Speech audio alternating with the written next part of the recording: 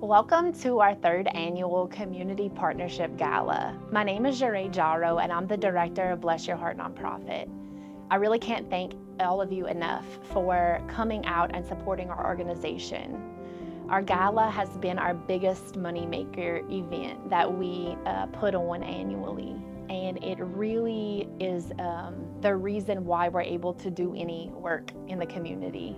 Our mission has been to enrich lives and inspire hope by addressing social, educational, and financial needs in the Bayou community. When I think about hope, I wonder, what does it mean to you? And, I think about what does it mean to me? And to me, hope is an attitude that can be powerful in small doses. How can we then take hope and make it a collective idea? How can we take it and make it grow from where we are? This past year, we've seen so many small acts of kindness cascade and waterfall into each other, from a family that was a day away from becoming homeless, and a generosity struck in and a camper was donated. Suddenly these people have a roof over their head. They're not going to be homeless tomorrow. But it didn't stop there. You had a family donate a brand new mattress. They didn't want these people to try and be as comfortable as they can, all from hearing the story. And that's just the escalation of it, the compounding of this hope. We never know what projects are going to come our way, but without you supporting our organization, none of these things would be possible. Tonight, as we highlight some of the good that your support has helped in this community, I challenge you to think, how could you spread your hope with us going forward?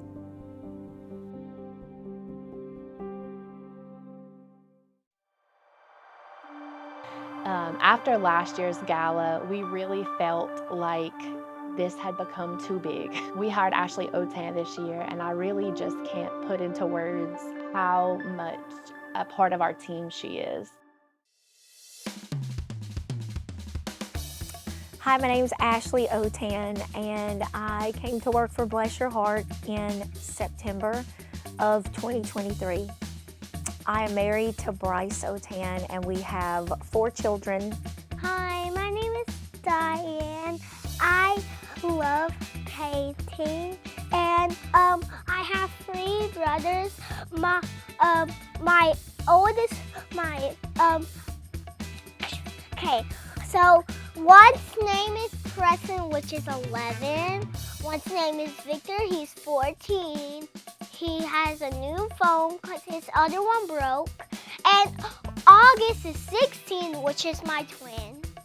And my mom trimmed her tooth. She needs braces now. Pink braces. It truly has been an incredible blessing for me and my family, and just seeing everything that this nonprofit does for our community. I think prior to working for Bless Your Heart, really the only knowledge I had about them was that my husband and I had attended the gala in 2022 at the LaRose Civic Center. And when I went there and saw the video of all the outreach of everything they did during Hurricane Ida, I remember leaving that night and feeling very proud to be a part of this community. And the next morning, my husband and I were having coffee, and we were just blown away. Like, we didn't know that this existed in our backyard. So when the opportunity came available that Jeray reached out to see if I'd want to come and help, that it was like a no-brainer. Like, immediately I was like, yes, please. One of the first requests that I had working on the job was, we had gotten a phone call that there was a family in need because their electricity had been cut off and they needed their light bill paid. When I pulled up to the home, it looked abandoned. I mean, the grass was overgrown. There was supplies from cleaning from the storm in the yard. It looked like that there was a tent, but on top of the tent was like a blue tarp, probably to cover it from the weather conditions. I was just in shock. I was like, hello, is anybody there? And this man responded and he's like, yes, ma'am, I'm here. And I saw his hand come out of the tent. And we just began to talk, and he began to share with me that they had to move into the tent like within the last 8 months, that after Ida, they were living in the home and he was doing a lot of the repairs himself when he lost use of his legs. Like all of a sudden, couldn't stand, couldn't lift things, couldn't do anything. And because of the mold and the continued rain in the house, that they never had the roof done, they had to move out of the home, and they had been living in this tent underneath the carport for like several months. I was in disbelief. Like, I couldn't even believe that it was real, what I was seeing, the person that I was talking to, the fact that we had someone living on the bayou like this in our community. So I left, I called Dre and Hillary. We were all just really praying. It was getting cold too, like the weather, it was raining, it was cold, and we just kept thinking about these people being in the tent. And I had gotten in touch with Sergeant Elliott Day. We were talking about planning an event, and I felt compelled to share the story with him. And he said, you know what? He said, I have a camper and they can have it. I could not believe it. I mean, we got in touch with where it was being held. Someone volunteered to drive the camper down here to this couple's home. We had people come out and fix the water line, the gas line, got the electricity set up, and now they are no longer sleeping in a tent, but they actually are living in a camper. I mean, that was like the first request I got with Bless Your Heart. It will always stick with me. It's really, you know, I think a lot of times we think that we have to go to mission trips or, which is great, but there's so much need right here in our backyard, in our community, especially with Ida. People just really are struggling with housing and having a place to live. A lot of people are still living in campers. But the Bayou really just had my heart when I moved here in 2004, and I really am just so grateful to be a part of this community and just to be a part of Bless Your Heart nonprofit and everything that they are doing in this area. Last year, we started a big campaign to bring our food pantries at our local schools to get them restocked. And you know, that started, you know, with a internal, like a party at my house, and we said, don't bring a gift, bring dry goods, bring food that we could deliver to these food banks. These people filled up my entire kitchen with food. There are people in your backyard that you don't realize don't have food, that can't feed their children, that are struggling. One of the ways that we address food insecurity issues in our community is by applying for grants. Applied for a grant with the Danos Foundation in hopes of being able to supply our school's food pantries. Oftentimes there are children that go home on the weekends and they do not have food. Our hope was that we could get these pantries fully stocked in February of this year, 2024. We found out that we were going to receive that grant. Immediately, we put our boots on the ground and started getting this kind of like in the works because we knew that Easter break was coming up.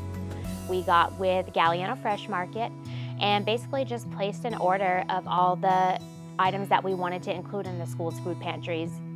We try to focus on items that are very easy for children to handle and make for themselves, because a lot of times these children are left to care for themselves or cook for themselves. Community Bible Church was very helpful with this project.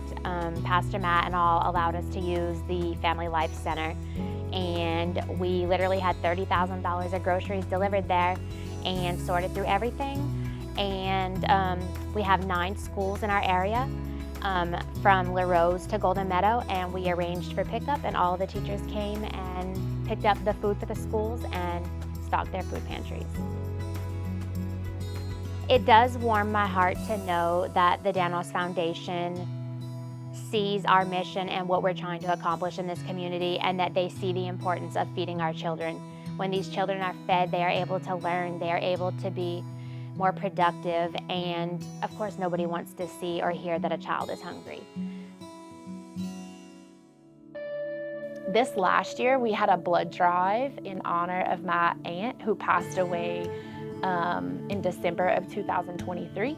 My aunt's name is Darlene Petrie, and she is such a huge part of my life. From a very young age, she instilled the value of volunteering in me. I remember her explaining to me that it was our job to give back to our community. And so in an effort to honor her, we hosted a blood drive. We were able to donate 31 pints of blood to the Ochsner Blood Bank. We plan to have that event again to ensure that people who are going through a hard time in the future don't have to worry about there being a blood shortage. And just to honor my aunt, while she didn't see it as a very big deal, her volunteering and me seeing that as a child, that seed she planted with me has grown into this organization. And so it's just a reminder that we need to plant seeds in our communities and in our children so that they feel that yearning to want to serve in the future. So to my nanny, we love you and we miss you.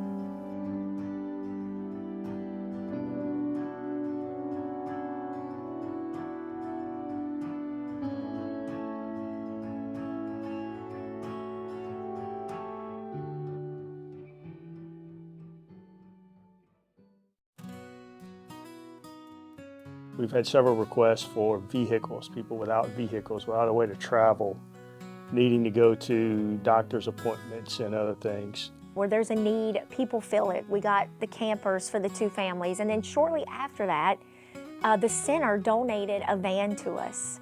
Then after prayer and everything, we ended up giving the van to a single mom here on the bayou that is a primary caregiver for her son, and she was unable to get him to doctor's appointments and things that he needed to get to, but because of the van, she is now able to bring her son to the therapy that he needed, and just such a blessing. I just want to thank the center again for donating that vehicle. It's just made us realize, like, if you ask people for help, people want to help.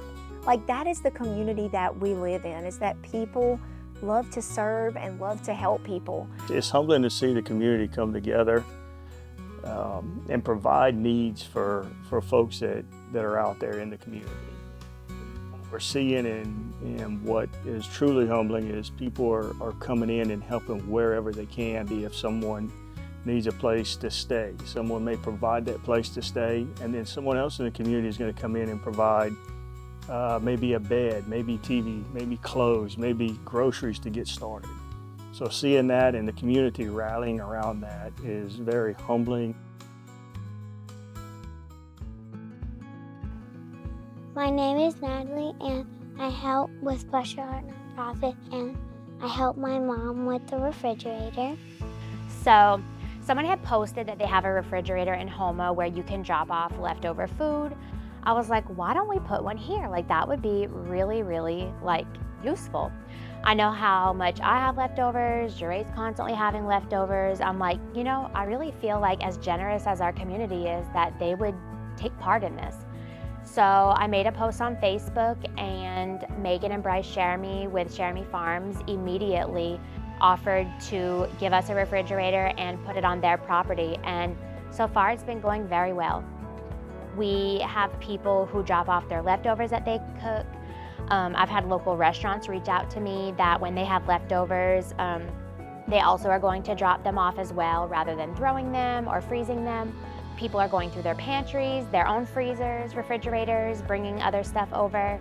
And I've had a generous amount of donations that people just Venmo for me to be restocking the refrigerator.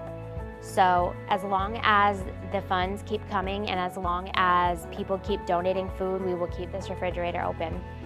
It's been a really useful tool for this community, and although I know how bad the food insecurity issues are, I didn't realize just how much people would rely on this. Just know that by you bringing these leftovers, you Venmoing $20, you going through your pantry, this is feeding families in our community. So one of our other crazy projects this year, as if we don't have enough, was this fundraising idea I had for Mr. Jessel Otan's family. So Mr. Jessel Otan is a husband and a father who lives in the South Lafourche community who was recently diagnosed with terminal cancer. We love Mr. Jessel and Miss Monique. We are firm believers that they are just kind of the quintessential down the bayou family. Hardworking husband, beautiful kids, awesome wife and mom. When we heard that Mr. Jessel, as the breadwinner of their family, was sick, we felt like we wanted to help them in some way. So in addition to praying with them and meeting with them and talking with them, we felt like we wanted to eliminate some of the financial burdens that go along with being sick and being out of work.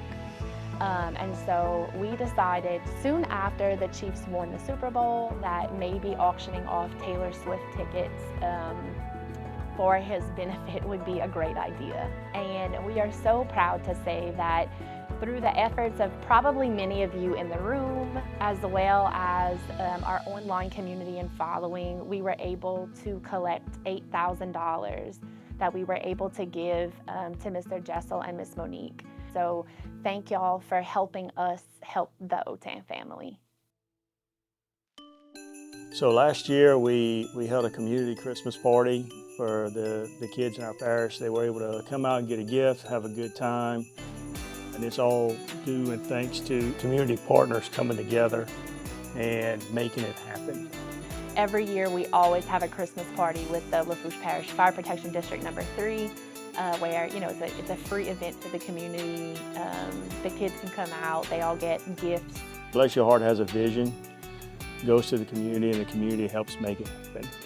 That's the beautiful part about what we do here, is it takes the whole community and we involve the whole community to get something done. So we believe that it's very important that we instill good values of service in our children. And I'm not just talking about our board's children, I'm talking about the children of our community. And so many of our projects this year have involved children coming to volunteer with us.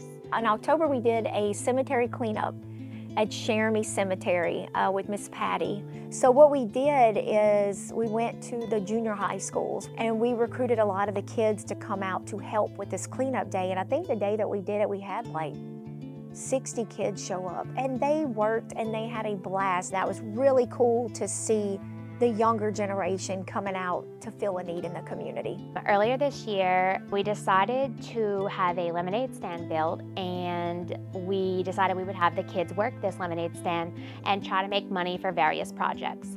Well, sure enough, like 6 little kids, maybe 10 of them, I don't remember how many there were, had their lemonade stand, and within like 3 hours made like $500. So we were super excited about that, and I feel like it teaches them good work ethic. Thank you for allowing us to do that with them. Thank you for allowing us to plant seeds in the younger generation. Since I started, I was wanting to do a race. I wanted to do something in November, and then with the dates and scheduling and other events, we decided, okay, let's do a race in May. What's a fun weekend that we can do the race? And we picked Mother's Day weekend. So we just recently added this year our 5K Running Like a Mother fundraiser and cook-off. It was such a good opportunity this year, I find, for us to all sit down together and just have that sense of community I think we all used to have pre-COVID and Hurricane Ida. As a kid, I remember going to the French Food Festival and Bayou Cajun Christmas and all these different events that some have just kind of gone away over the years, and so we really wanted to try to implement at least one event where families can come with kids. And so I'm so thankful that Ashley encouraged us to host that 5K. This was like so much fun. We've been wanting to do a race. Well, as we were talking about it, the name evolved Running Like a Mother.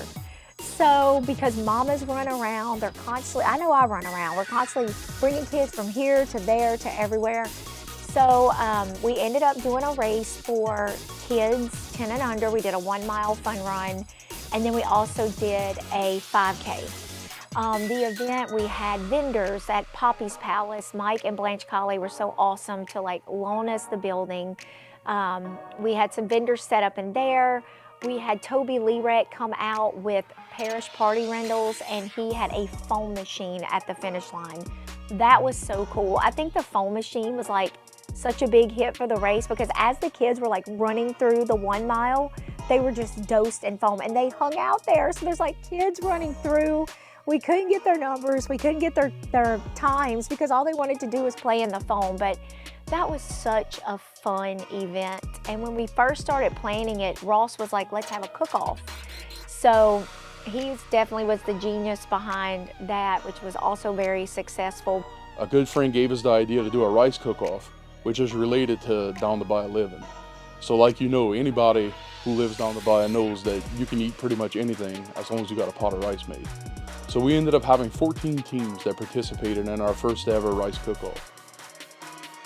All kind of dishes from jambalaya, alligator sauce piquant, shrimp and crawfish etouffee, even a cabbage dish from Macedonia. That event went exactly like how we planned it. It was amazing to see all the creativity from the people that were participating, and also we had some excellent judges, which was the Cajun Ninja, Hick Shermy, and Misty Lee McElroy. While that event was a great fundraiser for us, it also gave us the opportunity to bring people from all over the community into one area and enjoy fellowship with each other. We had kids playing in foam pits and local vendors shucking oysters and listening to French Cajun music from Benjamin Bruce. And we had the 5K and the cook-off all going on at the same time. Everybody was able to sit down and have a good time.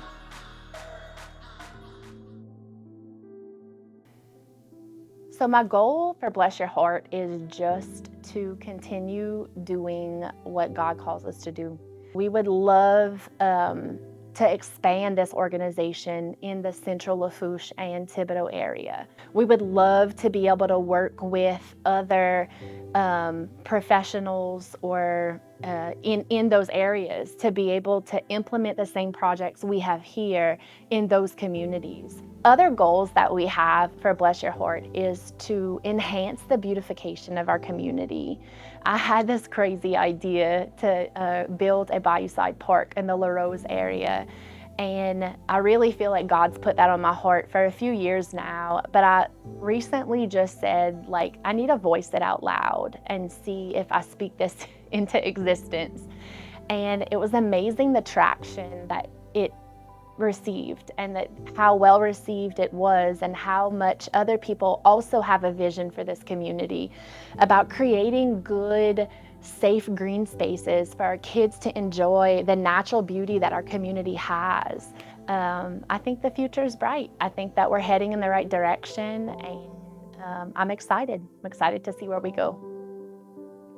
In a perfect world, Bless Your Heart for me would be what it is now, but a little bit more elevated. I would love for when we complete our building for it to be open this day from this time, and this is what we have available. We can keep an inventory and make a post like we have baby food, we have bottled water, we have this, we have that, just so people are aware of the resources that are available. Maybe turn this into a place where people that are homeless or maybe kind of in between living different places, that they would be able to go and maybe bathe, kind of clean themselves up, maybe get a hot meal. The soup kitchen, food pantry thing has always been a dream of mine. In a perfect world, that's what I would love to see happen. I think for me, the bigger picture is seeing the community continue to grow and pull together to help the community, especially down here, thrive, as so many things have pushed people out of the community, whether it's a storm, whether it's economical issues, or what it may be. I think 5 or 10 years down the road, it's seeing Bless Your Heart be a part of holding the community down here together. I guess what I would feel like the perfect version of Bless Your Heart would be just not to have it here in Lafourche Parish, but to see other Bless Your Hearts pop up across the state. The beautiful thing that Jeray has told me from the beginning is she said she never wanted to back ourselves into a corner where we just focused on one thing. I would love to see, my dream would be to have a facility that could help the homeless people during the day, to have a facility where people could come and eat and bathe and shower and have some sort of living quarters, affordable living quarters for people that are homeless or for people that can't afford the rent that, you know, is so costly nowadays. So going forward, thinking out into the future, when people hear the name Bless Your Heart nonprofit, to me, I'd hope that that name just is a resounding beacon of hope for people, truly delivering on their mission, that bright light in the darkness, and kind of support for our community. Now that you've seen examples of the work that has been done this past year, we want to describe our vision for the future. We showed many projects that were done that reached many people at one time, but we also pride ourselves on having the capacity to work on the individual level. The dad that is a bit short on the electricity bill, the mom that needs help with feeding her children, or the grandmother that has to choose between meds or a meal. Those projects will not go away. We will continue to bridge the gap for our neighbors and be the conduit between the generosity and the needs. We do have a vision for our community that we will continue to strive towards. We want to really address the local housing crisis in our community. Homelessness or near homelessness is real for many. By engaging our local people and thinking outside the box, we can address the issue that has been on the hearts of so many. We want to continue working to address the mental health issues and food insecurities in our community. While continuing to do what we are doing, or by an idea that has yet seeded, we will always be looking for ways to ease the struggles of the ones suffering. Lastly, we want to beautify our community. We voiced our wild ideas of a bayou-side park, but it really is more than that. It's cleaning up blighted areas, it's remediating impacted lands, and is displaying the beauty that we have the privilege of seeing every day around us. For those that have and continue to support us, we thank you from the bottom of our hearts. It makes us happy to know that you also believe in our mission and share the same vision for our community. Even with all the issues that we've laid out, we probably don't have the answers to everything. But I do know wherever the future takes us, Bless Your Heart Nonprofit will be there. So on behalf of the entire board of Bless Your Heart, we just want to thank you. Thank you for trusting us, and thank you for supporting our organization.